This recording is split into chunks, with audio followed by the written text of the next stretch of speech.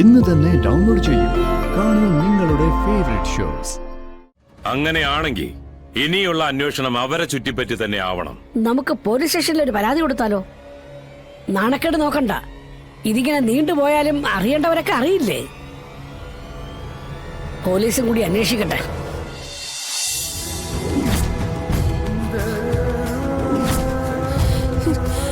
Charlie,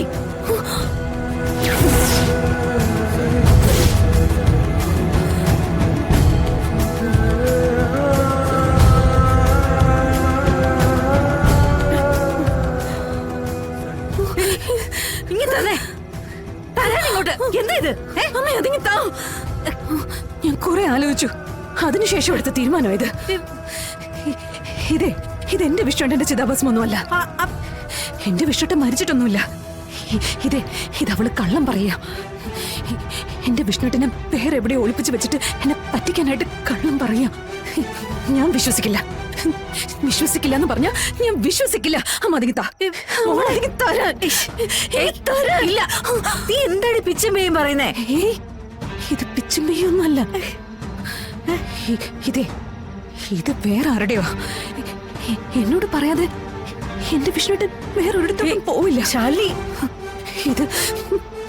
ഇത് നമ്മളെ തെറ്റിദ്ധരിപ്പിക്കാനായിട്ട് അവളൊരിക്കൽ നാടകമാ. എനിക്ക് ഉറപ്പുണ്ട്. ഇതെന്റെ വിഷ്ണുട്ടന്റെ ചിതാഭസ്മല്ല. ഇതിവിടെ ഇരിക്കുമ്പോഴേ എനിക്ക് ഭ്രാന്ത് പിടിക്കുക. എന്തിനാ ഈ വല്ലവരുടെയും ചിതാഭസ്മം നമ്മുടെ വീട്ടിൽ വെക്കുന്നേ? ഞാനിത് എവിടെയെങ്കിലും കൊണ്ടുപോയി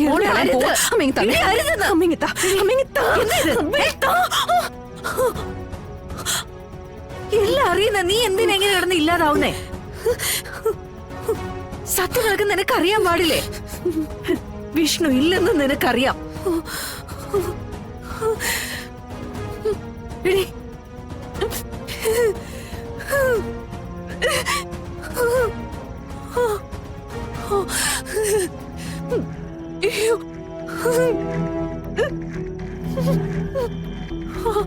എടി മോളെ, പക്ഷെ ബോധപൂർവ്വം നീ അത് മറക്കുന്നു, അല്ലെങ്കിൽ മറന്നതായിട്ട് അഭിനയിക്കുക.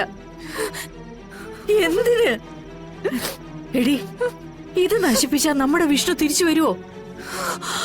എടി, തിരിച്ചു വരേക്ക് ഇതാ കൊണ്ടുപോയി കളായി. പുഴയിലോ കടലിലോ എവിടെയെന്ന് വെച്ചാൽ കൊണ്ടുപോയി നശിപ്പിച്ച് കള.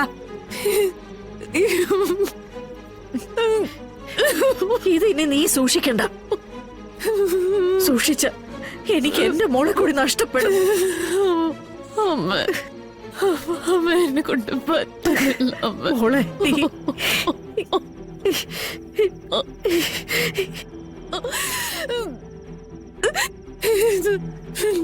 ഞാൻ പറയുന്നിടത്ത് എന്റെ മനസ്സ് നിൽക്കുന്നില്ല. എനിക്ക് മുന്നോട്ട് പോണമെന്നുണ്ട്. പക്ഷെ വഴിയൊന്നും തിട്ടമില്ലാതെ വെറുതെ അല്ലയ്യ ഞാൻ. മോളെ, എനിക്ക് ഉറങ്ങാൻ പറ്റുന്നില്ല.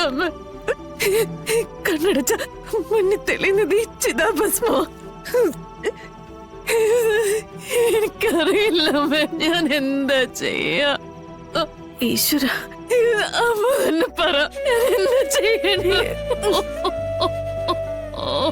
മോളെ, ഞാൻ എന്ത് പറയാനടി?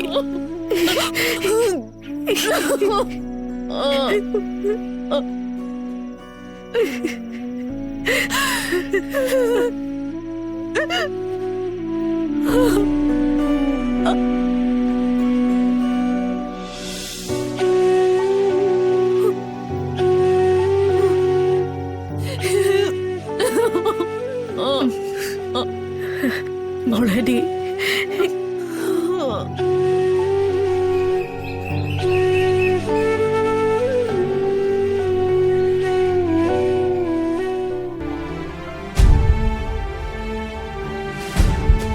ഡോക്ടർക്ക് എന്നെ മനസ്സിലായോ? എവിടെയോ കണ്ടൊരു ഓർമ്മ. കേരളത്തിൽ നിന്ന് ഡോക്ടർ സതീഷ് റെഫർ ചെയ്ത വിഷ്ണു എന്ന പേഷ്യന്റിനെ ഡോക്ടർ ഓർക്കുന്നുണ്ടോ?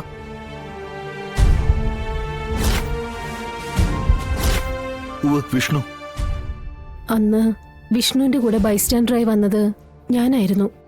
എന്റെ പേര് രേഷ്മ. എന്നെ കാണണമെന്ന് പറഞ്ഞത്? അതൊരു കാര്യം പറയാനായിരുന്നു ഡോക്ടർ. പറഞ്ഞോളൂ.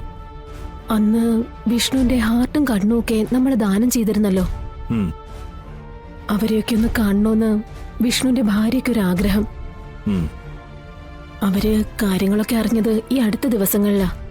അതറിഞ്ഞ ഉടനെയാ അവരാഗ്രഹം പ്രകടിപ്പിച്ചത്. അത് സാധിപ്പിച്ചു കൊടുക്കാൻ എന്തെങ്കിലും ഒരു മാർഗമുണ്ടോ ഡോക്ടർ? രേഷ്മ, ഞങ്ങൾക്ക് അങ്ങനെ ചെയ്യാൻ പാടില്ല. മെഡിക്കൽ എത്തിക്സ് അനുസരിച്ച് അത് നിയമവിരുദ്ധമാണ്. മാത്രമല്ല, ഇവിടുന്ന് ഓരോരോ ഹോസ്പിറ്റലിലേക്ക് അവയവങ്ങൾ കൊണ്ടുപോയി എന്നല്ലാതെ അത് ആർക്കാണ് നൽകിയതെന്ന് ഞങ്ങൾക്കറിയാൻ പറ്റില്ല. ഹാർട്ട് നൽകിയത് ഏത് ഹോസ്പിറ്റലിലേക്കാണെന്ന് പറയാൻ പറ്റുമോ? അത് വേണമെങ്കിൽ ഞാൻ നോക്കി പറഞ്ഞുതരാം. പക്ഷെ പിന്നീട് എനിക്കൊരു ദോഷമുണ്ടാക്കുന്ന രീതിയിലേക്ക് ആവരുത്. ഇല്ല ഡോക്ടർ, അങ്ങനെയൊന്നും ഉണ്ടാവില്ല. ആ ഉറപ്പുണ്ടെങ്കിൽ മാത്രം ഞാൻ ആ ഹോസ്പിറ്റലിന്റെ അഡ്രസ് എടുത്തുതരാം. Thank you doctor, thank you very much.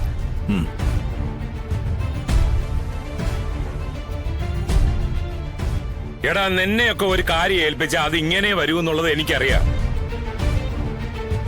ദേണ്ടേ, ഇനി എന്റെ മുന്നിലേക്ക് എന്തെങ്കിലും പറഞ്ഞോണ്ട് വന്നാലുണ്ടല്ലോ, ഞാൻ പറഞ്ഞില്ല എന്ന് വേണ്ട. ഒരുത്തനും ഒരു ഉത്തരവാദിത്വവും ഇല്ല. എല്ലാവന്റെയും കാര്യങ്ങൾ എന്നെ കൊണ്ട് നടക്കണം. എന്റെ കാര്യം നടത്തി തരാനാ ബുദ്ധിമുട്ട്.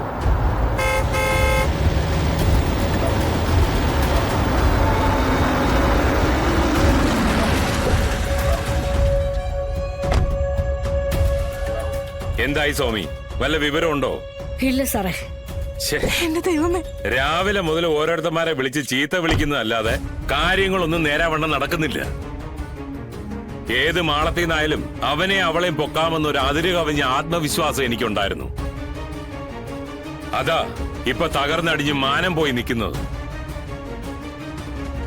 സ്വാമി എല്ലായിടത്തും അന്വേഷിച്ചായിരുന്നോ? ഉവ്വ്, നോക്കാവുന്ന സ്ഥലങ്ങളിലെല്ലാം നമ്മുടെ ആളുകൾ എത്തി. ചന്ദ്രമോളുടെ ഫ്രണ്ട്സിന്റെ വീടുകളിലടക്കം ശ്രദ്ധിക്കുന്നുണ്ട്. അവര് നമ്മുടെ സിറ്റി വിട്ട് പുറത്തേക്ക് കിടക്കാനേ മാർഗമുള്ളൂ. അല്ലെങ്കിൽ ശക്തമായൊരു പിന്തുണ അവർക്കിവിടെ ഉണ്ട്. അവരെ ആരോ സംരക്ഷിക്കുന്നുണ്ട്. ഉണ്ട് സ്വാമി. ഇല്ലെങ്കിൽ നമ്മുടെ ഇത്രയും ആൾക്കാർ രാവും പകലും ഇല്ലാതെ ഓടിയിട്ട് അവരെ കണ്ടെത്താൻ പറ്റിയില്ല എന്ന് പറഞ്ഞ അതാ കളക്ടർ തന്നെ ആകാനേ വഴിയുള്ളൂ. അങ്ങനെയാണെങ്കിൽ ഇനിയുള്ള അന്വേഷണം അവരെ ചുറ്റിപ്പറ്റി തന്നെ ആവണം. നമുക്ക് പോലീസ് സ്റ്റേഷനിൽ ഒരു പരാതി കൊടുത്താലോ? നാണക്കേട് നോക്കണ്ട. ഇതിങ്ങനെ നീണ്ടുപോയാലും അറിയേണ്ടവരൊക്കെ അറിയില്ലേ? പോലീസും കൂടി അന്വേഷിക്കട്ടെ. നിയമപരമായി നമ്മൾ എന്തുകൊണ്ട് നീങ്ങിയില്ല എന്നൊരു ചോദ്യം ഉണ്ടാവില്ലേ? എവിടെയാടി നിന്റെ മോൾ അച്ഛനെ കൊല്ലിക്കാനായിട്ട് ഒളിച്ചു പോയി നിൽക്കുന്നത്?